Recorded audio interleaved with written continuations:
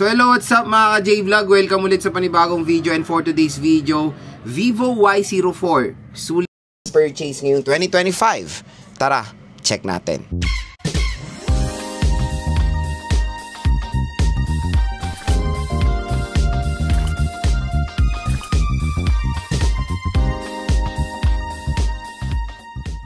So yan, for today's video, mag-refresh tayo ngayon ng isang napakalupit na budget smartphone na ni-review natin noong early 2025, which is the Vivo Y04. So itong smartphone na to ay still syempre available pa rin sa market at wala pa rin po itong successor, the Vivo Y05. Pero let's hope na lumabas ng Vivo Y05 kasi medyo nagiging tough na yung competition ngayon sa mga brands. Ang ganda na ng mga nilalabas sa mga brands sa specifications, under 5,000 pesos, and then this Vivo Y04 is under 5,000 pesos lang din mga ka-J-Vlog, and maganda rin naman yung specs na ma-offer ng device na to. So, ano nga muna ba ang kanyang suggested retail price? So, ang SRP neto for the 4GB 64 is 4,699 and the 4GB 128 is 5,299. Pero again mga ka-J-Vlog, magandang balita dito sa ating View products. Pag clinic nyo tong View products natin, meron pong special voucher na naghihintay sa inyo na up to 1,000 pesos ang inyong pwedeng ma-discount. At ang presyo na lang ng Vivo Y04 sa online is for the 4GB 64, halagang 4,200 siya.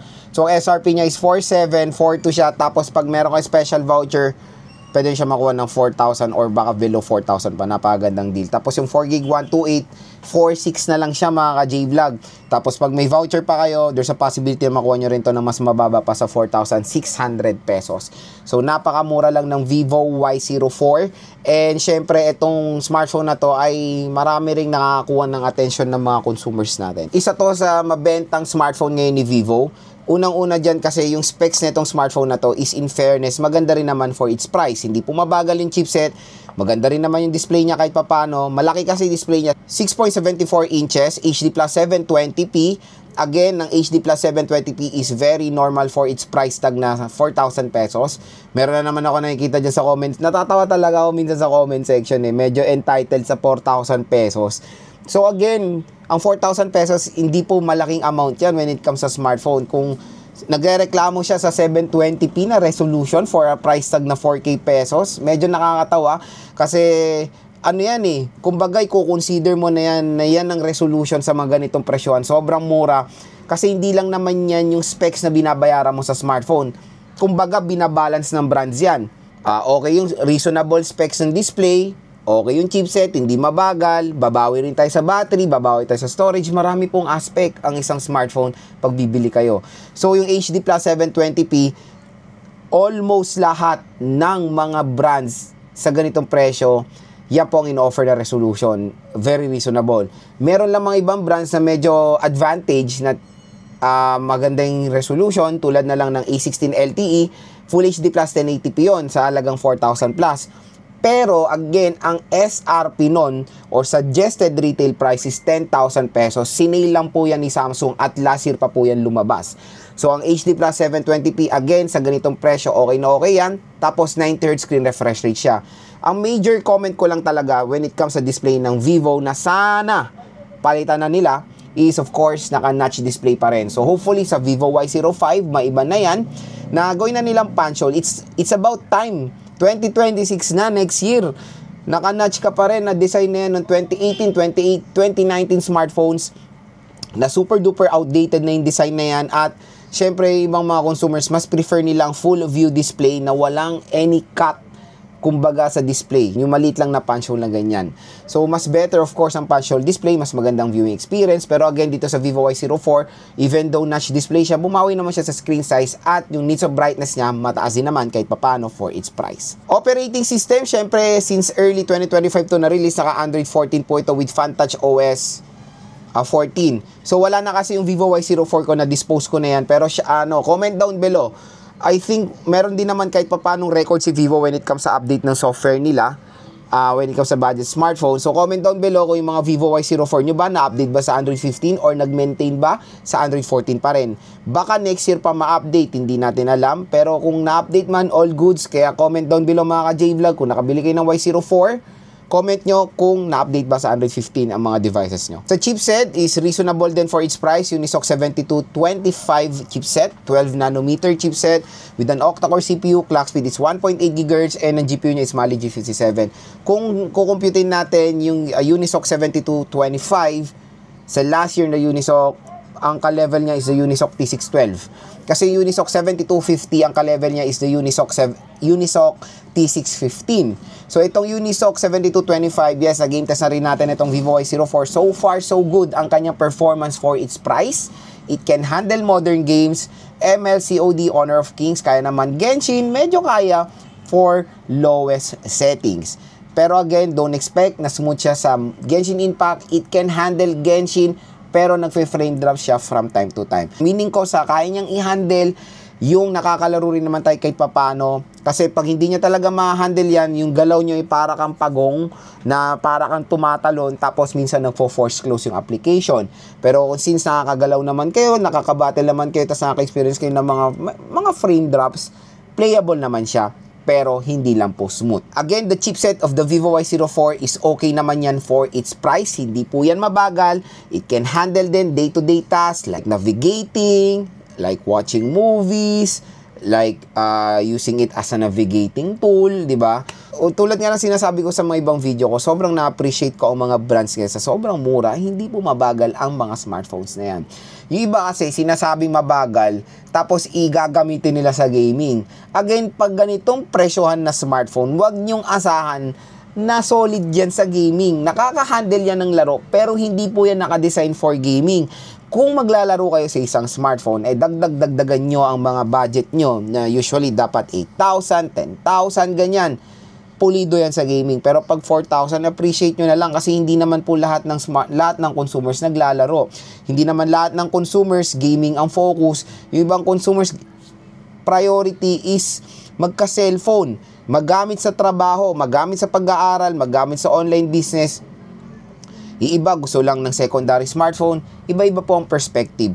Kaya again, bago tayo magreklamo kung anong chipset ang meron sa isang smartphone, tignan nyo naman po muna kung magkano nyo nakuha ang device. 4,000 to 5,000 pesos na smartphone is very, very reasonable dito sa Vivo Y04. Okay na okay, well-balanced ang specifications niya. Kumbaga, magiging sulit na naman ng inyong hard-earned money, especially when it comes sa camera na itong smartphone na to. Okay na okay rin for its price. Maganda naman ang rear, maganda rin ang front-facing camera. For its price, again, ulitin ko, for its price. Again, kahit kailan hindi pa ako nabibigo ni Vivo when it comes sa camera performance. Siyempre, habang nagtetest tayo ng isang smartphone, ina-analyze natin yung image niya, depende nga rin kung magkano nyo siya nakuha. So, for me, yes, maganda na siya for its price. For example, medyo grainy, medyo may noise, tapos nakuha nyo siya ng 10,000 pesos, hindi talaga sulit. Pero kung ganun ang quality niya na medyo grainy, tapos hindi ganon kalinaw, or when it comes sa aperture, di ba, madilim, tapos nakuha nyo siya ng 3,000 pesos or 4,000 pesos, medyo acceptable na yan kasi mura nyo lang. No? Ang pinaka nagustuhan ko rin sa Vivo Y04 is yung design. Very premium, mapamura, mapamahal, or mid-range, flagship, budget, entry, lahat ng Vivo smartphone na natry ko, napakaganda po ng mga design. Kahit na nung unang-una pa lang, nung 2019, nagsisimula sila sa gradient color, yung glossy back, na merong mga glittery effect, sobrang eye-catching. Tapos dito ngayon sa Vivo Y04, napaka-premium din tingnan na itong device na to. Hindi nyo rin nakakalain na 4,000 to 5,000 pesos lang itong si Vivo Y04. Again, meron din po mga consumers, ang tinitignan nila sa smartphone is design.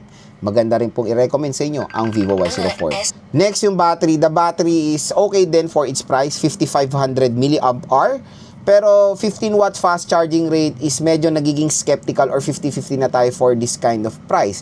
Usually, dapat talagang in-offer na at least this 2025 is 18 watt fast charging rate. Pero since lumabas to ng early 2025, 15 watts lang talaga yan na nagiging acceptable pa nung time na yan. Pero ngayon, sa mga bagong labas sa smartphone ng June, July, usually iba 18 watts, 33 watts, medyo napag-iiwanan ng 15 watts. So, yes, it can charge naman ng 5,500 na mabilis, pero it's not enough dahil malaki ang kanyang battery capacity. Pero maganda naman nga sa Vivo Y04, when it comes sa battery performance, matagal din po siya malobat. Perfect na perfect din siya i-recommend sa mga consumers. Ang unang buying factor sa isang smartphone is battery performance. When it comes sa RAM at ROM naman ni Vivo Y04, meron nga siyang in-offer na 4GB64. Tatanong Lods, okay ba siya bilhin kung nakuha ko siya ng 4K or 3839? Definitely yes mga ka-J-Vlog, kung makuha nyo siya ng 38 or saradong 4,000, medyo okay pa siya. Depende na lang nga sa specs. Kung i-analyze natin ang specs ng Vivo Y04 for its price, okay din naman kahit papanong 64GB. Pero again, kung few hundred of pesos lang naman idagdag nyo for the 4GB 128, for example, 400, 500 pesos, I suggest go for the 4GB 128. Mas sulit siya. So, kung nakuha nyo yung 4GB 128 ng 44, 45, okay na okay po yan mga J-Vlog. Pero don't worry when it comes sa 64GB. For example, wala na kayong option, wala na kayong choice, wala nang 128, 64GB na lang. Kinuha nyo yan. Meron din naman tayong mga ibang option to expand your storage via micro SD card. Pero again, sa micro SD card, you can put only dyan yung mga photos natin, videos, music, files. Pero when it comes to games or applications, kailangan nyo po talaga ang internal storage. Kaya pag 64GB, magiging mabusisi kayo kung ano pong ilalagay yung application, kung anong ilalagay yung games, kasi very, very limited lang po ang inyong storage. So, pinaka-question dyan, Lods, sulit po ba ang Vivo Y04? The quick answer dyan, definitely yes. For its price na 4,000 pesos, possible pwede nyo siya makuha ng below 4,000 pesos. Isa to sa napakasulit na budget smartphone na pwede nyo ma-purchase ngayong bare months. Again, pag dito kayo bumili sa ating View products, meron pong special voucher na naghihintay sa inyo, up to 1,000 pesos off ang pwede nyo makuha. So, ano pang hinihintay nyo? Huwag na kayo magdalawang isip pa. Hanggang mura, hanggang sale, hanggang meron pang available na stock, bilhin nyo na ang Vivo Y04 dito sa ating View products. Dahil dito sa View products natin, official store po yan ng Vivo sa online.